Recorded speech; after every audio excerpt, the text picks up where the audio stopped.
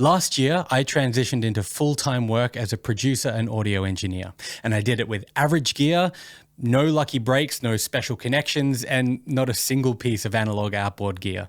No, really, this is what my rack looks like. So if you're struggling to get people through the door and you're not sure what you're doing wrong, first of all, I get it. I know exactly what that feels like. And second of all, it doesn't have to be that way. So I thought I'd make this video as someone who recently moved from struggling to lock in consistent work to being booked out months in advance, producing, mixing, and mastering. So the dream for most producers, obviously, is that you're gonna find some unknown band, record them, they're gonna blow up, and then all of a sudden, your inbox is gonna be flooded with emails from people who just can't wait to work with you for your signature sound. But like winning the lottery, that's not really a strategy that you can rely on. So I want to give you my top 5 tips on how to go full-time and why, if you're lacking in any of these areas, that might be why you're struggling to turn your dream into a full-time living. So starting off with number 5, be obsessed. I wanted to make this the first item on the list because, to be honest, if this doesn't describe you, then you may as well just click off the video right now, because the level of dedication it takes to make this a full-time career goes so far beyond anything that's been required of you in any normal job. You have to love music in your bones, because that drive, that passion, that enthusiasm, not only is that going to push you through when other people would quit, because trust me, this gets really hard sometimes, but also that's actually what's going to make bands want to work with you. It's happened to me over and over again where a band will come and work with me who previously worked with some engineer who had a couple of big credits under his belt, but he just treated them like another day at the office, like he couldn't really care. Without fail, these ended up becoming some of my best return clients with whom I developed lasting relationships, simply because I demonstrated that I really cared about their music and I wanted to make it as good as I possibly could.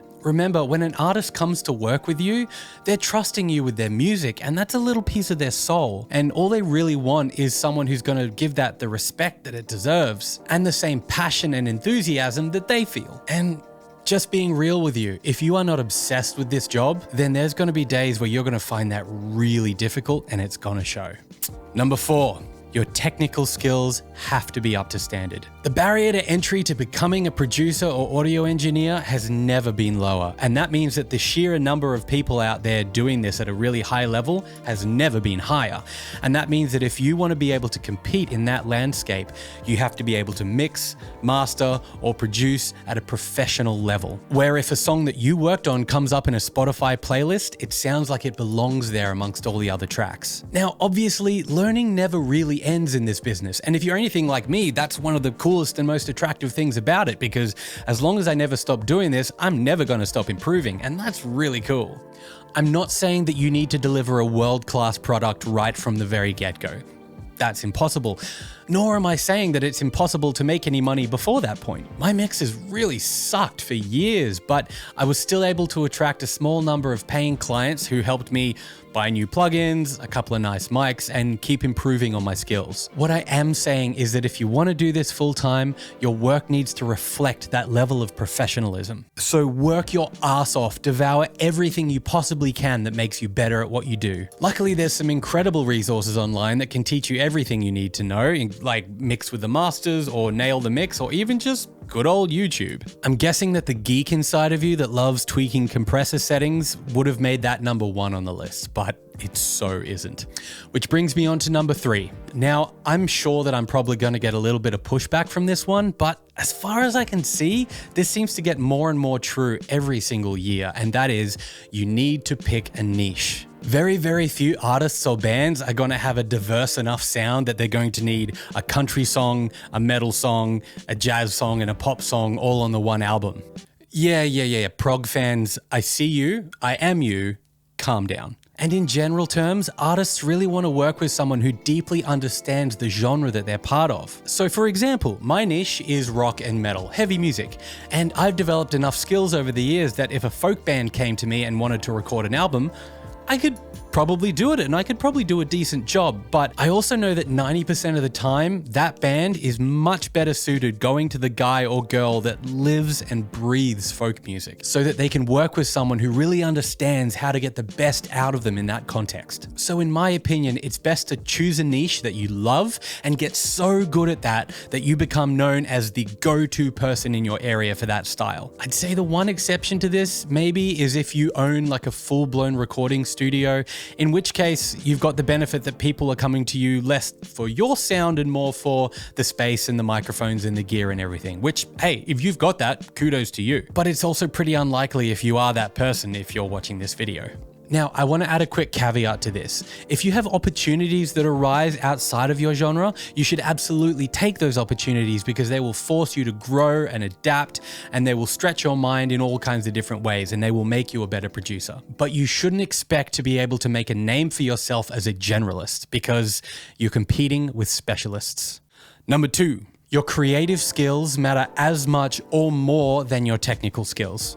So, I'm 35, and I've been writing songs since I was 14. I've been in multiple bands, I've released multiple albums, I've toured around, and in almost every project I've been involved in, I've been the primary songwriter, including my current band, The Stranger. And I've got more songs sitting in various states of completion across multiple hard drives than you could shake a stick at. And I cannot tell you how invaluable that experience has been for me as a producer. It's been my experience that most bands not only are open to, but actively want someone to help them with the creative side of things. And I'm even drawing a blank trying to think of any bands I've worked with who completely shut down any kind of creative suggestions. So learning and understanding hooks, timing, melody, structure, rhythm, pacing, what makes some lyrics sound good versus what makes others sound awkward and amateur. All these things are actually the most important tools that you have in your arsenal, much more so than your understanding of attack and release times or mid-side processing or side chaining. These days, if I'm working with a band, I always suggest coming in and sitting down and doing a proper pre-production session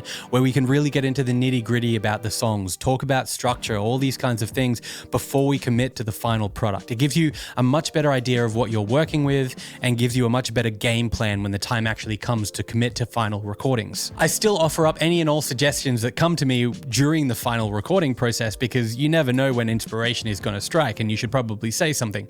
But having that pre-production there makes things so much smoother. The majority of clients that I've worked with over the years have made it clear to me that they value this part of what I bring to the table more than anything else and gets them excited to come and work with me again.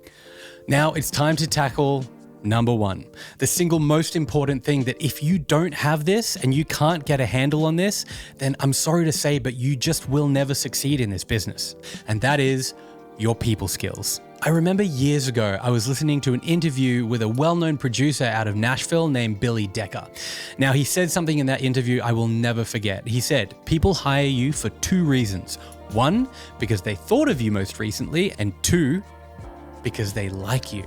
Fundamentally, if you're a freelancer of any kind, but most importantly, if you're working on something so personal as music, then you are in the people business. And therefore, your single most important quality is that you're fun to spend time with, that you're a good hang. The vast majority of your income over the years will come from repeat clients, which means people that worked with you and then enjoyed the experience enough that they're willing to spend their hard-earned money to come back in and do it all over again. It doesn't matter how technically good you are. If they associate you in their mind with a bad time or even with a boring time, it's very unlikely that's going to happen.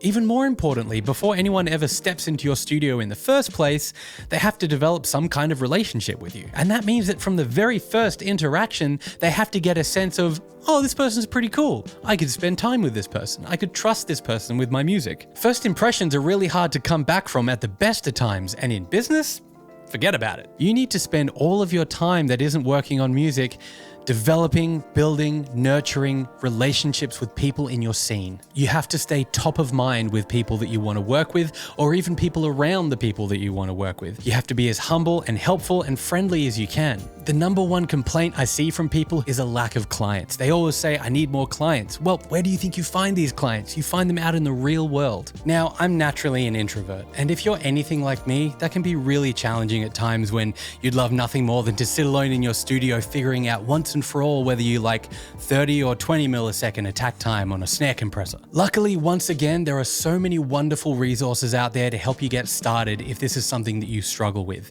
But in my opinion, none more important or foundational than this book, How to Win Friends and Influence People by Dale Carnegie. This book was first released in 1936 and to this day still remains the seminal work on how to develop your people skills. One of my favorite things about this book is the way that it has absolutely nothing to do with being fake. In fact, it stresses that the most powerful way to build meaningful relationships is to find a way to be genuinely interested in other people. It changed my life, and I'm confident that if you haven't read it, it'll do the same for you too. I'll leave a link to it down below in case you want to pick yourself up a copy. So thank you for sticking around. I hope this was helpful to you. I know exactly what it feels like to be in a position where no matter how hard you feel like you're trying, you're just not gaining any traction. But I will say that if you work on these things, especially that last one, over time, your client base will grow to the point where you'll be surprised just how many leads you're getting. And if you enjoyed this and you want to see more content that might help you get where you want to go, hit subscribe, hit the bell so you don't miss any video notifications when they go up. Otherwise, until next time, thanks, guys.